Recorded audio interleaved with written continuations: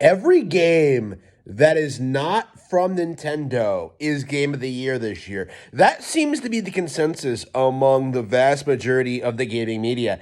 I've seen no end of posts from YouTubers that nobody cares about how this is a great year for gaming, and there's a number of titles that could theoretically win Game of the Year. You have Armored Core 6, you have Hi-Fi Rush, you have Final Fantasy 16, Street Fighter 6, Diablo 4. And then among this crowd of mediocre games, you have Zelda, right? Like, one of these things is not like the other, right? Like, Zelda is shoved in with all of these mediocre games as if it's not that, like, culturally significant, as if it's not that big of a deal, as if it's not blatantly better than everything else that came out this year. And yeah, that is, I stand by what I said a couple of weeks ago in that YouTube short where I stated where it feels like everyone is throwing every single game at the wall, trying to get it to be popular, trying to get it to explode, trying to get there to be some kind of debate over over what should be Game of the Year. When like everyone already knows, anyone who's actually played it will tell you it's Zelda Tears of the Kingdom. Like right now, it just kind of feels like people are desperately flailing around, trying to get something else to be talked about, trying to get something else out there. And it really does feel as if the only reason they're doing this is out of some petty contempt for Nintendo.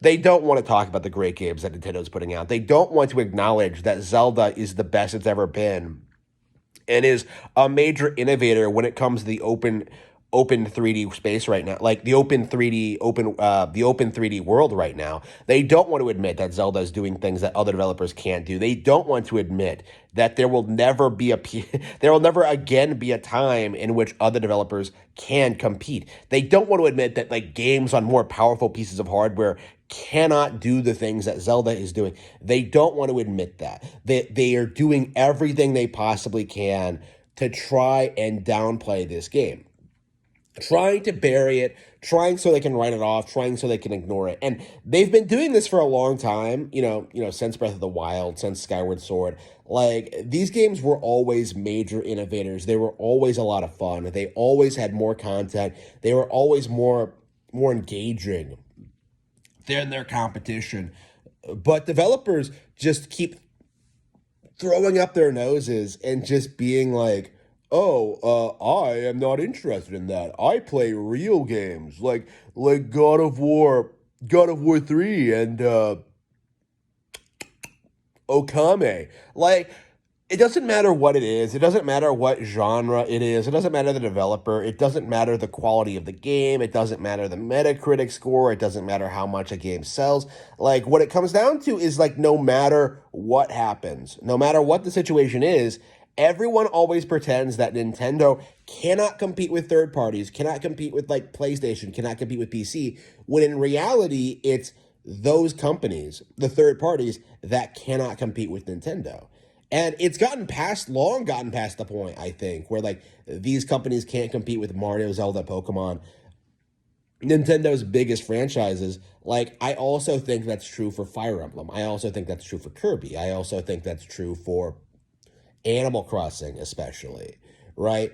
Like, Nintendo's library of titles is so large and so expansive that I absolutely refuse to believe that anyone could be like not interested in playing any of it, right?